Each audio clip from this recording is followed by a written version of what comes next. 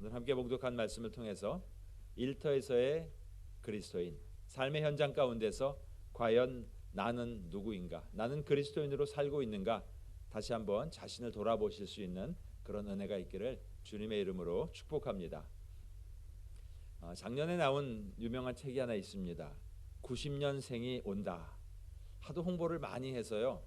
90년생, 아직 제 주변에 그렇게 90년생이 많지를 않기 때문에 어떤가 좀 앞으로 변화되는 세대를 우리가 어떻게 받아들여야 되는가 하는 것을 좀 공부하기 위해서 책을 읽었는데 참 재밌게 읽었습니다. 연구를 많이 하시고 책을 쓰셨는데 이 내용 중에 이런 부분이 있었습니다. 그들의 꿈은 무엇이 되려는가? 90년대생이 가장 가고 싶어하는 직장, 그들의 꿈은 구급 공무원이 되려 한다. 처음에 이 이야기를 그냥 피상적으로 들었을 때는요, 그들은 꿈도 없나? 아니 젊은 사람이 어떻게 그냥 저렇게 평범하게만 살아가려고 할까? 이렇게 오해를 하는 부분이 있었는데 이 책을 읽으면서 어떻게 보면 그들이 좀 더 현명한지 모르겠다 하는 생각을 하게 되었습니다. 왜냐하면 그들이 구급 공무원이 되고자 하는 이유는 그들이 경쟁적인 직장 생활을 시작함으로 말미암아 직장 속에서 그들이 계획하고 꿈꾸던 일들을 얼마나 많이 희생하고 버려야 되는가, 그들이 사랑으로 세워야 되는 가정을 얼마나 포기하면서 지내야 되는가 하는 그런 아픔들을 알기 때문에 어떻게 보면 참 소박하면서도 참 지혜로운 그런 생각은 아닌가, 그렇게 생각을 해보았습니다. 세상 속에서 그리스도인으로 산다는 것 참 쉽지 않습니다. 교회에서 믿음을 가지고 아멘 그렇게 순종하며 살겠습니다 하고 시작을 했지만 월요일부터 시작해서 금요일까지의 직장에서의 삶은 마치 전쟁인 것처럼 내가 어떻게 믿음을 지키고 살아야 될까 하는 그런 아픔 속에서 우리가 지나고 있습니다. 세상을 그렇다고 무시하면서도 살 수 없는 그런 형편입니다. 주님이 말씀하셨죠. 예수께서 또 이르시되 너희에게 평강이 있을지어다 아버지께서 나를 보내신 것 같이 나도 너희를 보내노라. 하나님의 자녀가 된 우리를 세상 속에서, 믿지 않는 사람들이 있는 세상 속에서 살도록 하시는, 오히려 그곳에 보내시는, 파송하시는 주님이심을 우리가 생각해 본다면 그 믿음을 어떻게 유지하면서 세상 속에서 살아야 될까? 세상 속에 살면서 사회와의 관계, 또 가정에서는 부모님과의 관계, 자녀와의 관계, 또 직장에서는 상사와 또 옆에 사람과 밑에 사람과의 그런 관계 가운데 나는 어떻게 살아야 되는가? 그 관계를 건강하게 갖지 않으면 그 관계 가운데 큰 어려움이 생길 수 있습니다. 경고하시죠. 너희 대적 마귀가 삼킬 자를 찾으려고. 관계가 깊으면 깊을수록 사실 상처를 더 많이 받습니다. 길에 가는 저 사람이 좀 이상한 행동을 한다고 우리는 전혀 상처받을 일이 없죠. 그러나 평소에 가깝고 존경하고 잘 아는 분으로부터 좀 이상한 행동을 우리가 보고 느꼈을 때 굉장히 시험 들 수 있습니다. 어떻게 보면 교회 안에서 우리 성도님들은 저로 인해서 시험 드실 가능성이 가장 높다고 볼 수도 있습니다. 왜냐하면 가까우면 가까울수록 그렇게 영향을 받을 수가 있습니다. 과연 세상에 우리를 보내시는데 세상 속에서 우리는 어떻게 살아야 되는가? 진공 속에서 살고 있는 우리가 아니고 이렇게 세균이 그냥 있는 이 세상 속에서 우리는 어떻게 살아야 되는가? 에베소서를 통해서 여러 가지 내용을 우리에게 교훈해 주셨습니다. 우리가 그동안 보았던 것처럼 1장, 2장, 3장을 통해서 어떻게 우리가 하나님의 자녀가 되었고 공동체의 구성원으로서 교회를 세우는 그런 사람이 되었는가? 교회를 세우시고 우리를 그 교회 안에 지체로 삼아 주셨습니다. 그리고 그 지체에게 하나님은 이렇게 살아야 된다라는 어떤 교리적인, 교훈적인 내용을 알려주셨습니다. 연합해야 되고 사명이 있고 성장해야 되고 또 세상과 다른 구별된 삶을 거룩하게 살아야 되고 또 세상의 빛의 자녀로 살으라 이렇게 선행을 해야 된다라는 원리적인 내용을 4장에서 아주 선명하게 말씀을 해주셨습니다. 그리고 이제 5장, 6장에서 그 원리적인 내용을 가지고 어떻게 그러면 살아야 되는가? 사회생활을 할 때, 또 신앙생활을 할 때, 가정에서, 직장에서, 그리고 마지막에 영적인 싸움이 있을 때 어떻게 해야 되는가? 이렇게 결론을 맺고 있습니다. 저도 에베소서를 굉장히 열심히 읽고 있습니다. 필사도 했고요. 지난 3월 들어서 에베소서를 100회 이상 읽었습니다. 에베소서를 읽으면 읽을수록 와, 정말 이 짧은 서신 안에 이렇게 진리의 말씀을 체계적으로 정확하게 잘 전달할 수 있을까? 정말 하나님께서 사도 바울이라는 그 공부도 많이 하시고 하신 그분을 통해서 이렇게 귀한 말씀을 우리에게 주셨구나 하는 생각을 늘 해봅니다. 특별히 5장, 6장의 내용들을 보면요, 사회생활, 가정생활, 또 자녀와의 관계, 또 상사와 부하와의 관계, 우리가 읽을 때는 별로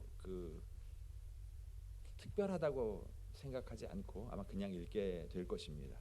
그런데 2000년을 거꾸로 되돌아가서 그때 당시에 남편과 아내의 관계는 어떠했는가, 아빠와 자녀의 관계는 어떠했는가를 생각해 보면요, 이 5장 마지막 부분부터 6장에 있는 이 내용들은 굉장히 사실 혁명적인 내용을 기록하고 있습니다. 지금으로서는 도저히 생각할 수 없는, 아내를 바라보면서 부정하다 하면서 그냥 이혼할 수 있고 또 새로운 여자와 얼마든지 결혼할 수 있는 그런 2000년 전의 상황 속에서 아내 사랑하기를 그리스도께서 교회를 사랑하신 것 같이, 교회를 위하여 자기 자신을 주심과 같이, 즉 배우자를 위하여 순교하라고 하시는 그 말씀, 또 자녀를 돌보는 내용에 대해서도 말씀하고 있죠. 당시에 아이가 태어나면 아빠에게는 그런 권리가 있었습니다. 이 아이를 살릴지, 이 아이를 죽일지, 아니면 이 아이를 내다 팔지.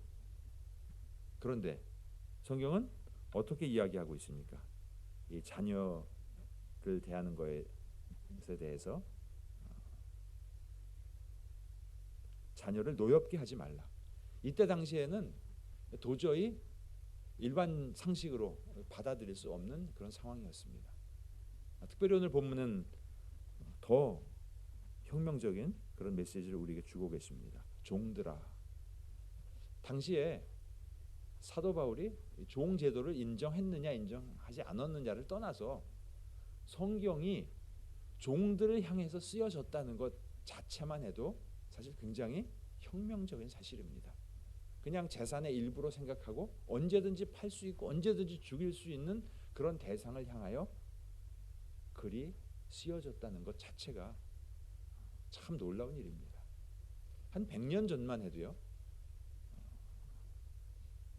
영국 사람들이 인도를 지배하고 있을 때 그들이 거기에 교회를 세웠습니다. 그리고 백인들은 그곳에서 예배를 드렸습니다.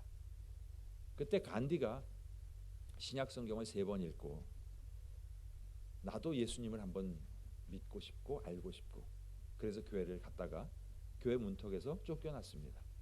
왜냐하면 이유는 You are not white. 당신은 백인이 아닌데 왜 이 교회에 들어오려고 하느냐. 교회에 들어가지 못했습니다. 그때 만일 간디가 복음을 접하고 주님의 제자로 변화되었다면 지금 전 세계가 어떻게 바뀌었을까? 그 이야기를 할 때마다 참 마음이 안타깝습니다. 불과 100년 전에만 해도 인종이 다르다고 이렇게 무시되는 이런 상황이었는데 이 본문은 100년이 아니라 2000년 전에 사도 바울이 종들을 향하여 그리고 상전들이 그 종을 어떻게 대해야 되는가에 대해서 이야기했다는 것은 당시로서는 참 받아들이기 어려운 굉장히 혁명적인 그런 사실입니다. 대부분 우리가 피고용인으로 사는 경우가 많이 있습니다. 물론 이제 사장님으로 오너로 계신 분들도 몇 분 계시지만 대부분 우리는 피고용인으로 지냅니다. 피고용인의 입장에서 일터에서 나는 그리스도인으로 어떻게 지내야 되는가에 대해서 어떤 분들은 아주 현실주의자로 그저 내가 그리스도인이라는 것 잊어버리고 일에만 완전히 몰두하는, 거기에만 우선순위를 두고 사는 그런 분들도 있습니다. 또 어떤 분들은요, 직장 또 상사 굉장히 우습게 알고 무시하고 영적인 일 이외에 세속적인 일, 그냥 내가 돈 벌기 위해서 속된 말로 목구멍이 포도청이라 이 직장에 나오지, 이렇게 그냥 자기의 어떤 이상만 가지고 사는 그런 모습. 또 어떤 분들은 완전히 이원론적으로 여기에선 이러고 여기선 이러고 전혀 다른 모습으로 살고 있는 그런 모습으로 살아가기도 합니다. 그만큼 세상살이가 어렵다는 것이죠. 주님께서도 그것을 인정하시고 이렇게 말씀하셨습니다. 내가 너희를 보냄이 양을 이리 가운데로 보낸가 같다.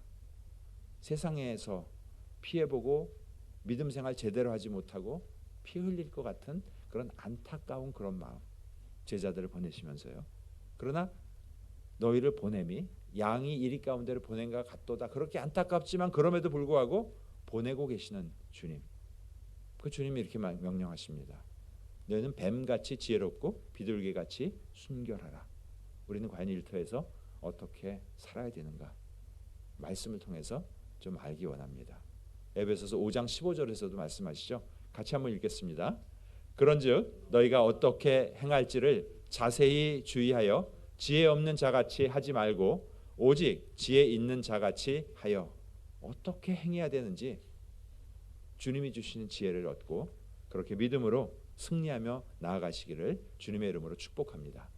일터에서 그리스도인으로 산다는 것은 무엇인지 내 보스에게, 내 동료에게, 내 부하 직원에게 내가 그리스도인이라는 것을 나는 밝히면서 살고 있는지, 그것이 단지 나의 종교일 뿐인지 아니면 그들에게 어떠한 선한 영향력을 끼치면서 살고 있는지 돌아보실 수 있기를 축복합니다. 첫 번째 우리가 분명하게 기억해야 될 것은 직업은 소명입니다. 한번 따라서 하시겠습니다. 직업은 소명입니다. 영어를 그대로 번역해 보자면 직업은 부르심입니다. 직업 그러면 영어로 occupation, job, work 이렇게 많이 여러 종류로 이야기를 합니다. 그러나 전통적으로 직업 그러면 vocation. vocation이라는 단어는 원래 라틴어로 vocatio, calling, summon, 이렇게 뭔가 소환되다, 부름을 받았다, 부르심이라는 그런 의미입니다. 직업이라는 그 단어 자체가 어원적으로 거기에서 나온 것입니다. 첫 번째, 이 일 자체가요, 하나님께서 계획하신 것이다. 근데 이 일에 대한 오해가 있습니다. 아담이 선악과 안 먹었으면 남자들이 이렇게 고생 안 해도 되잖아요 하는 이야기 가끔 들으시잖아요. 근데 성경은 3장 17절만 읽으면 그렇습니다. 너는 내 평생에 수고하여 그 소산을 먹으리라. 죄를 범했기 때문에 결국은 땀 흘리고 수고해야 된다는 생각을 하게 되는데요. 사실은 죄를 범하기 전 상태, 창세기 2장 15절 말씀에 여호와 하나님이 그 사람을 이끌어 에덴 동산에 두어 인간을 창조하시고요, 에덴 동산을 인간을 위해서 주셨습니다. 그것을 경작하고 지키는 일, 영어 표현해 보면 to work it, 일하는 것, 그것을 당연하게 하나님의 계획으로 인간에게 주셨다는 것.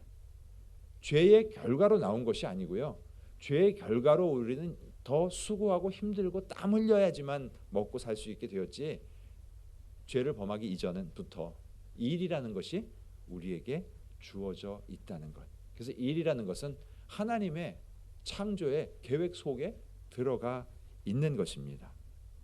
그래서 누구는 고용인이고 누구는 피고용인이고 그 결과가 결국 죄로 인해서 생긴 것이 아니라는 것을 우리는 기억하여야 합니다. 특별히 존 칼빈은 그 기독교인이 일을 하면서 어떠한 윤리를 가지고 일을 해야 되는가에 대해서 굉장히 많이 생각했고, 기독교인의 직업 윤리에 대해서 참 유명한 말을 많이 남겨놓았습니다. 근데 그가 쓴 책 중에 On the Christian Life, 그리스도인의 삶에 대하여라는 내용에 보면 모든 사람은 일을 해야 됩니다. 그가 아무리 부유해도 그는 일을 해야 됩니다. 왜냐하면 일하는 것이 바로 하나님의 뜻이기 때문입니다. 그의 생각이 아니라 성경을 풀어서 이렇게 많은 내용들을 기록한 것을 찾아볼 수 있습니다. 성직이냐, 어떤 것은 하나님이 기뻐하시지 않는 일이냐. 물론 직업에 따라서 죄를 범하는 죄에 빠지게 하는 그런 직업도 있겠죠. 그러나 그런 직업들을 뺀다면 내가 어떤 일을 하고 있는가, 어떤 직업을 가졌는가 보다 더 중요한 것은 내가 어떠한 동기로, 어떠한 목적으로, 어떠한 태도로 그 일을 하고 있는가가, 내가 하고 있는 일이 거룩한가 거룩하지 않은가 하는 것을 규정한다고 칼빈은 이 책에서 또한 설명하고 있습니다. 몇 번 말씀을 드렸지만 그 미국 통계에 보면 평생 한 사람이 직장에서 일하는 시간이 8만 8천 시간이고 교회에서 예배드리고 봉사하는 시간이 평생 약 한 4천 시간 정도 된다고 했을 때 4천 시간을 아무리 거룩하게, 아무리 사람들이 보기에 와 저분은 정말 그리스도인이야라고 이야기한다 하더라도 8만 8천 시간의 직장에서 윗사람이나 옆에 사람이 보기에 그리스도의 향기가 전혀 나지 않는 그런 삶을 살고 있다면 그의 삶은 거룩과는 정말 거리가 먼 그런 삶을 살고 있다는 것을 우리는 기억하여야 하겠습니다. 출애굽기 21장에도 보면요, 내가 히브리 종을 사면이라고 설명하면서 종의 제도에 대해서 이렇게 하나님께서 인정하고 있는 그런 모습을 볼 수 있습니다. 이 일 자체 이것은 하나님께서 계획하신 것이다. 죄의 결과가 아니다는 것을 우리는 분명하게 기억하여야 하겠습니다. 두 번째로 어떤 직업은 좀 좋은 직업이고 어떤 직업은 좀 하찮은 직업이고 이렇게 생각할 수 있습니다. 왜 그럴까요? 대부분은 돈을 많이 버는 직업은 좋은 직업이고 돈을 작게 벌고 노동이 많이 들어가는 직업은 하찮은 직업이다라고 생각합니다. 왜냐하면 물질 만능주의가 왔기 때문에 그렇습니다. 그런데 성경을 보면요, 성경을 기록한 사람들의 직업이 어떠한 직업이었는가를 보면요, 물론 뛰어난 바울과 같은 신학자도 있었고요, 왕도 있었고요, 많은 제사장, 선지자들 이런 사람들도 있었습니다. 근데 그뿐만 아니라 반면에 목동도 있었습니다. 아모스 같이요. 또 고기잡이, 어부도 있었습니다. 요한처럼 손주의 아들인 부잣집 어부도 있었지만 베드로처럼 품팔이 어부도 있었습니다. 이 직업이 그렇게 다양합니다. 세리, 마태도 있었습니다. 또 이방인 여인 룻에 대한 삶을 기록하기도 하고 있습니다. 이렇게 보면 신분, 직업에 귀천이 있다 하는 것은 어떻게 보면 우리의 편견이라고 생각합니다. 왜 사자를 좋아하는 한국 사람 이런 이야기 많이 하잖아요. 사자. 그래서 그 사자가 뭔가를 좀 한번 제가 찾아봤더니요, 이렇더라고요. 사자. 사자가 참 여러 가지더라고요. 한문으로 한 글자가 아니고요. 어떤 사람을 표현하기도 하고요. 어떤 그 스승을 표현하기도 하고요. 경험을 표현하기도 하고요. 일을 표현하기도 하고요. 이 사자가 참 여러 가지인데요. 이렇게 보시면 참 이 중에 한 직업 가지면 좋겠다 생각하시죠. 물론 목사도 한문으로 쓰면 이 중에 있는데 사람들이 이렇게 선호하는 쪽은 아닙니다. 왜냐하면 힘들기 때문에. 분명 성경에는 모든 다양한 사람들, 다양한 경험들을 통하여 하나님 앞에 영광 올려드리도록 그렇게 하고 있습니다. 또 이 칼빈은 이렇게 이야기합니다. 그 직업이 우리를 직접적으로 죄에 짓게 하는 것이 아니라 그 직업에 대한 동기, 태도, 목적이 우리 직업의 거룩함을 결정한다고. 또 마틴 루터 킹 목사님이 한번 뉴욕에 새벽에 나가서 길을 거닐다가 아주 그냥 지쳐서 억지로 청소하고 있는 한 흑인 청소부를 이렇게 만났을 때 이렇게 권면을 하였습니다. 당신은 지금 하나님이 창조하신 지구의 한 부분을 아주 영광을 위하여 깨끗하게 하고 있다는 그런 자부심을 가지고 청소하십시오. 청소부라는 그런 직업, 하나님의 영광을 위한 거룩한 직업이라는 것. 미국에서 사시는 우리 교포들 중에서는요, 세탁소를 하시는 분들이 많이 있으십니다. 그분들의 공통적인 답이요, 정말 신앙생활하기에 좋은 직업이에요. 한국에서는 뭐 신문사 기자를 하셨던 분, 회사 사장님을 하셨던 분, 뭐 여러 여차저차한 과정들을 겪고 나서 이제 미국에 이민 와서 사시면서 세탁소를 한국 분들이 많이 하시거든요. 정말 열심히 사세요. 근데 참 성경적이고 좋은 직업인 이유는 참 지저분한 거를 다 가지고 오는데 깨끗하게 빨아서 줄 때, 아, 예수님의 보혈로 우리의 죄가 이렇게 깨끗하게 씻어지는구나 하는 것을 세탁물을 보면서 매번 느끼면서 일할 수 있어서 행복하고, 그리고 미국에는 모든 세탁소는요 절대로 주일날 여는 법이 없습니다. 사람들도 주일날 세탁소가 열 것을 기대하는 사람이 없습니다.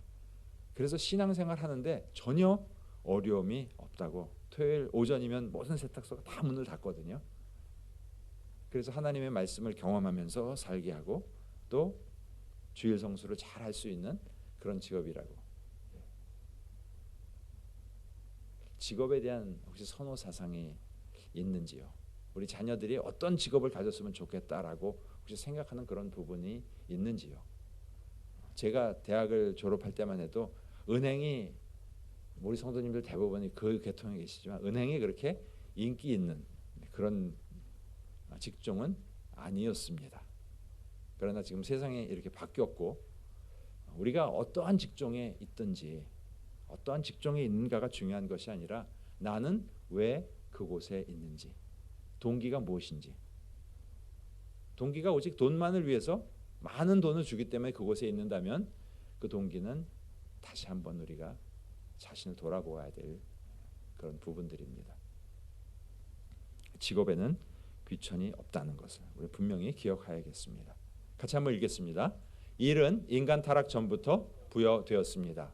죄의 결과로 생겨난 것이 아니고 소명이요 삶입니다. 즉 일터는 생계의 수단을 넘어선 소명의 자리입니다. 일터, 우리의 workplace is a place of calling. 우리를 부르신 곳입니다. 그렇다면 우리의 일터는 다른 말로 우리의 선교지입니다. 우리의 미션 필드입니다. 그들에게 그리스도인의 삶이 어떤 것인가를 보여줘야 되는 사명이 우리에게 있다는 것을 우리는 기억해야 되겠습니다. 첫 번째 우리의 직업은 소명이라는 사실을 기억하시고, 우리 아빠들에게 한번 자녀들이나 우리 엄마가 한번 이야기해 주시죠. 직업은 소명입니다. 직업은 소명입니다. 월요일부터 금요일까지는 선교지에 나가 계시고, 그리고 주말에 가정으로 돌아오시고 또 교회에 오셔서 이곳에서 다시 충전받고 하나님의 말씀으로 채워서 월요일에 다시 선교지로 나가시는 그런 사명을 잘 감당하시는 한 분 한 분 되시기를 주님의 이름으로 축복합니다. 두 번째, 그러면 일을 할 때 직원으로서 과연 나는 어떻게 일해야 되는가? 성실함으로 일하라고 말씀합니다. 6장 5절 같이 한번 읽겠습니다. 종들아 두려워하고 떨며 성실한 마음으로 육체의 상전에게 순종하기를 그리스도께 하듯 하라. 이 한글 번역이 조금 두려워하고 떨며, 이건 이제 종들에 대한 표현이기 때문에 이렇게 표현을 했는데, 지금 이 시대에 어떻게 보면 고용인과 피고용인, 군대를 보면 지휘관과 사병, 또 감옥소 같은 데 보면 간수와 죄수, 뭐 이렇게 여러 형태로 나눠 볼 수 있겠습니다. 그런데 어떻게 해야 되는가? With respect and fear. 존경하면서, 권위를 인정하면서 또 두려운 마음으로 그렇게 해라. 그리고 with sincerity of heart. 성실한 마음으로 하라고 이야기합니다. 근데 킹 제임스 버전에서는 성실한 마음을 singleness, 한 마음으로, 즉 두 가지 마음으로 사장님이 계실 때와 안 계실 때 다르고, 그 사장님이 모르실 줄 알죠. 사장님 되어 보신 분들은 알죠. 내가 있을 때와 없을 때와 그 직원이 어떻게 다르게 행동하는지 다 보이잖아요. 하물며 우리 주님은 어떻게 보실까요? 성실한 마음, singleness, 한 마음으로 이렇게 일하라고 말씀합니다. 또 골로새서 3장 22절에도 똑같이 이야기합니다. 성실한 마음으로 해라. 근데 이 성실하다는 단어를 좀 한번 찾아봤습니다. 하플로테스라고 하는 단어인데요. 이거 단어를 sincerity라는 영어로 번역을 해놨습니다. 근데 sincerity라는 영어는 어디서 나왔느냐 하면 라틴어로 sinequera라고 하는 sinequera라는 이 단어에서 나와 있는데요. 이것을 영어로 번역하면 without wax, 그러니까 왁스 칠하지 않은 상태. 이게 어떤 얘기냐면요. 옛날에는 도자기를 구울 때 도자기를 굽다 보면 이게 크랙도 가고 좀 흠도 생기고 어디는 두껍고 얇고 이렇게 좀 불량품으로 만들어질 수 있습니다. 만들다 보면 이렇게 만들어질 수 있습니다. 근데 이것을 깨버리기가 아까우니까 대충 칠해가지고 겉에다가 왁스 칠을 다 이렇게 해보면 그냥 번쩍번쩍해 보이니까 안 드러나거든요. 뭐게 잘못된 것인지 하는 그런 부분이. 그런데 이것을 햇빛에다 이렇게 다 비춰보면 어디에 흠이 있는지 흠이 없는지가 다 나타납니다. 그래서 이 도자기를 만들고 그 도자기에다가 시네 세라라고 이렇게 글씨를 새겨 놓은 도자기는 이것은 내가 햇빛에 비춰 보아서 검사해 본 것입니다. 그건 왁스 칠한 것, 그러니까 눈 가리고 아웅한 물건이 아니라 진짜 성실하게 만든 것입니다. 라는 표현을 이 도자기 안에 시네 세라라고 이렇게 표현을 해 놓았다고 합니다. 겉보기에 그럴듯하게 잘 해놓을 수 있는데 사서 며칠 쓰다 보면 망가지고 속상하고 그런 경험 해보지 않습니까? 우리에게 맡겨주신 일을 할 때 성실하게 할 수 있는 최선을 다해서 하라고 말씀합니다. 성실하신 하나님이시죠. 시편과 예레미야 애가에 하나님은 성실하신 분이라고 말씀하십니다. 그 성실하신 하나님이 일터에서 우리에게 성실하라고 말씀하고 있습니다. 눈 가리고 윗사람이 있을 때 없을 때 다르게 행동하지 말고 싱글레스 한 마음으로 행동하라고 우리에게 말씀하고 계십니다. 어떤 분이 가끔 그러세요. 근데 보스가 정말 까다로우면 어떻게 해요? 너무 힘들게 하는 보스가 있는데 어떻게 해요?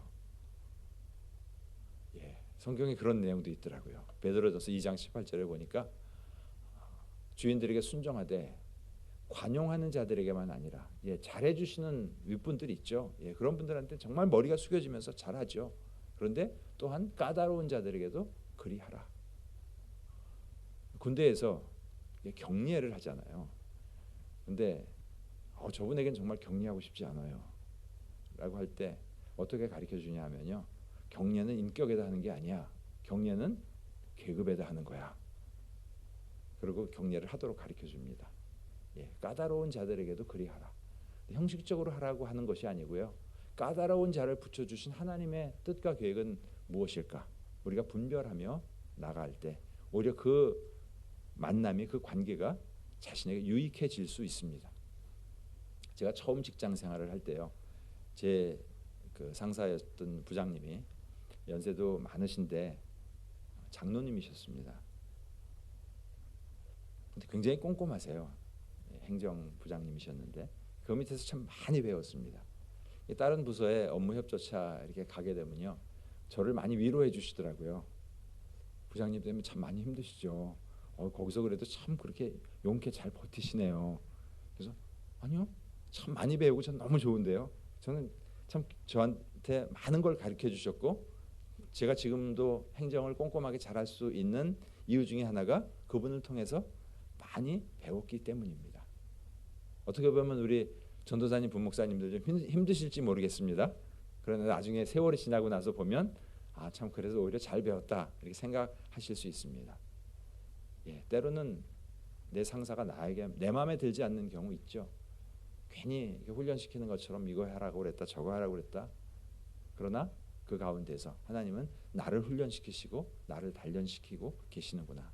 그런 가운데서도 마지막까지 최선을 다해서 성실하게 임하실 수 있는 그런 은혜가 있기를 주님의 이름으로 축복합니다.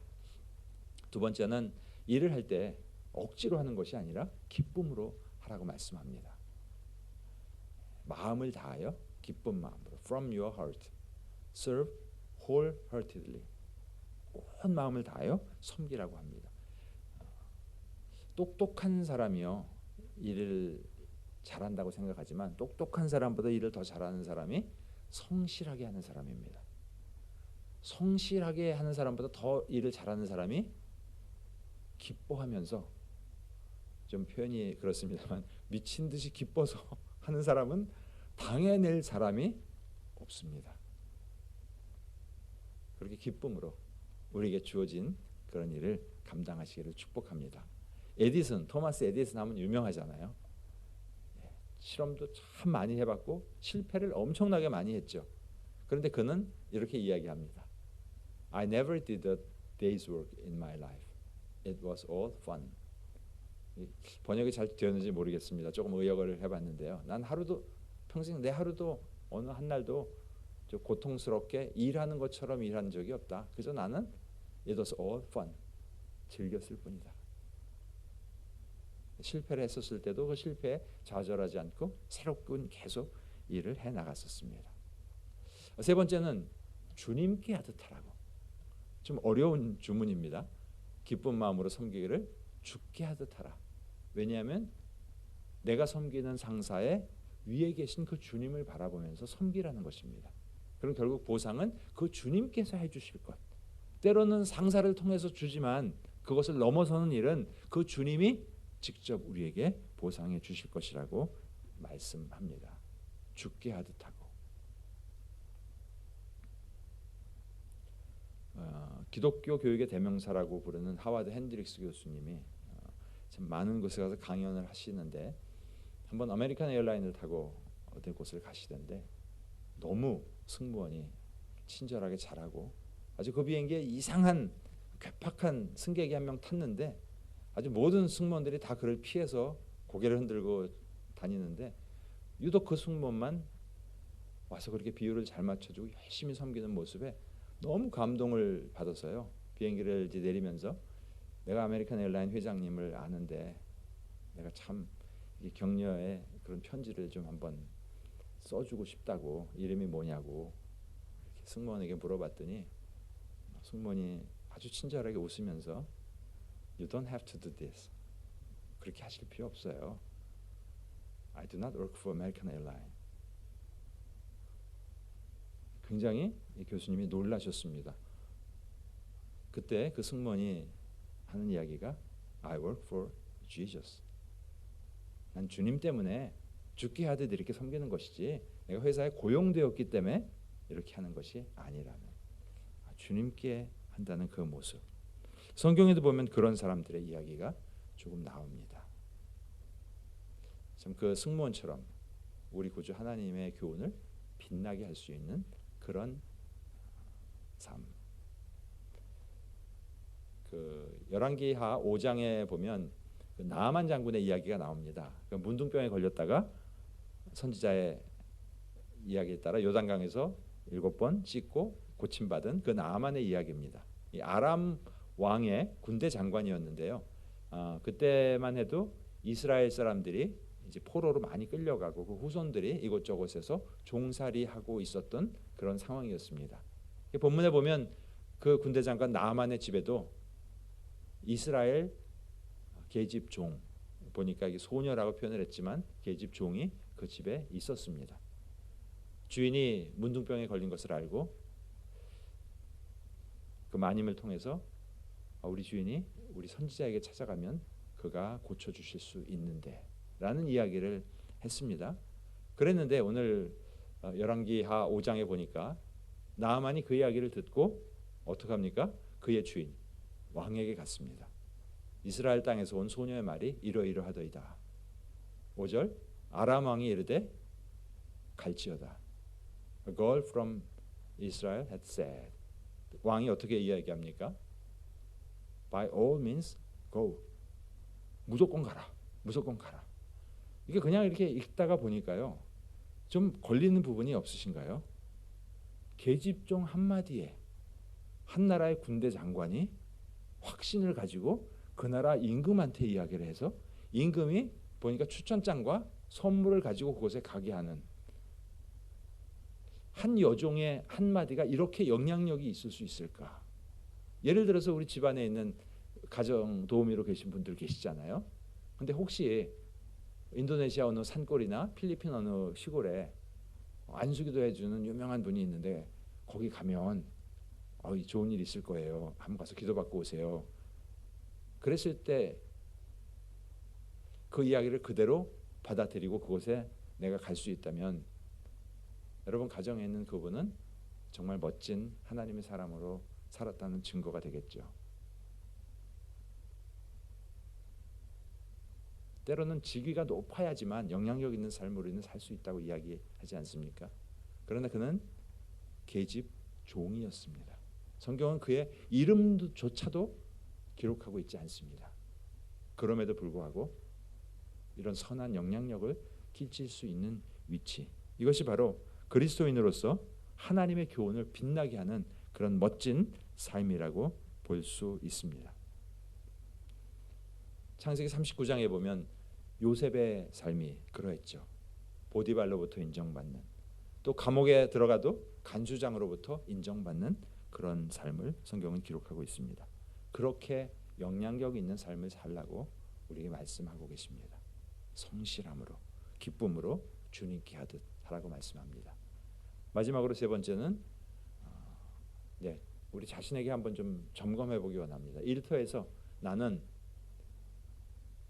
내 이름이 유명한지는 몰라도 나만 장군 집에 있었던 계집종처럼 이렇게 그리스도의 향기를 전하면서 영향력 있는 삶을 살고 있는 자인지 자신을 한번 돌아보아야 하겠습니다. 마지막으로 세 번째, 윗사람으로서, 상전들이라고 성경은 기록하고 있는데 윗사람으로서 과연 아비의 마음을 품고 있는지. 첫 번째는 6장 9절에 상전들아 너희도 그들에게 이와 같이 하고, 이와 같이 하라는 것은 밑에 종들에게 이야기했었던 그것을 똑같이 반복해서 이야기하고 있습니다. 왜냐하면 너희의 상전이 하늘에 계시고, 요즘 왜 그런 얘기들 하죠. 건물주가 워낙 파워가 있으니까 건물주가 조물주 위에 있다는 이야기를 하잖아요. 근데 요즘 이 바이러스 사태가 되니까 얼마나 건물주들이 수입이 없어져 가지고 고생을 하고 있습니까? 이 상전이 자기가 최고 그 위치가 아니라 자기 위에 모든 것의 주인이시고 모든 것을 통치하시는 하나님이 계심을, 상전이 하늘에 계심을 우리는 기억하여야겠습니다. 그 종의 상전이 하나님인 것처럼 이 윗사람의 상전도 계시다는 것을 우리가 분명히 기억하며 나아가야겠습니다. 그리고 그들을 인격적으로 대하라고 말씀합니다. 위협을 그치라. 미국 같은 경우 보면 영주권 없다는 이유 때문에, 불법 체류자라는 이유 때문에 임금도 제대로 주지 않고 정말 학대하고 착취하고 이런 것으로 인해서 참 여러 가지로 그런 어려움을 기록하고 있는 내용들을 쉽게 볼 수 있습니다. 골로새서 4장 1절에 보면 의와 공평으로 종들에게 베풀라고 말씀하고 있습니다. 제 친구 중에 크게 사업을 하는 친구가 있는데 종업원이 참 많습니다.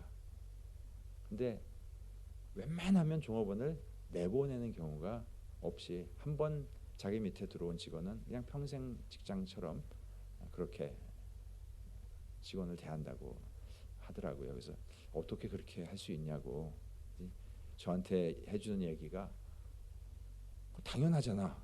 그래서 뭐가 당연한데? 그랬더니 돈은 그 친구들이 벌어주는데, 다 돈은 그 사람들이 벌어준 거, 그 사람들 조금 주고 나는 많이 갔는데 그럼 당연히 그들에게 잘해줘야 되는 거 아니겠느냐고. 참 그런 마음으로 열심히 비즈니스를 하는데 하나님께서 참 놀랍게 축복해 주시는 그런 모습을 볼 수 있습니다. 소모품이 아니라는 것, 우리가 기억하면서 일터에서 어떤 모습으로 내가 윗자리에 있든지 밑에서 어느 분을 섬기든지 어떤 모습으로 어떻게 일을 감당해야 되는지 오늘 우리에게 말씀 주십니다. 같이 한번 읽겠습니다. 일터란 생계의 수단을 넘어서 우리를 부르신 소명의 자리, 선교지입니다. 보내신 자리, 그 자리를 거룩한 일터로 바꾸어가는 거룩한 기적을 이루어 가시기를 축복합니다. 아멘. 우리 이 시간 함께 기도하실 때요, 우리의 일터가 선교지입니다. 일이 우리의 미션, 하나님의 계획입니다. 우리에게 일을 주신 것은 일하지 않는 자는 먹지도 말라고 경고하셨습니다. 그래서 우리의 일터는 사역지라는 것, 선교지라는 이런 세계관을 가지고 우리가 월요일부터 금요일까지 일터로 나아가야겠습니다. 성실함으로 최선을 다해 기쁨으로 일하게 하여 주옵소서. 또 선으로 악을 이기며 그대로 갚으면서 세상 사람들과 똑같은 모습으로 반응하시는 것이 아니라 선으로 악을 이기면서 거룩한 일터를 세워나가게 하여 주옵소서. 우리 이런 내용으로 같이 한 1, 2분간만 통성으로 기도하도록 하겠습니다. 아버지 하나님, 감사를 드립니다. 에베소서를 통하여 하나님의 백성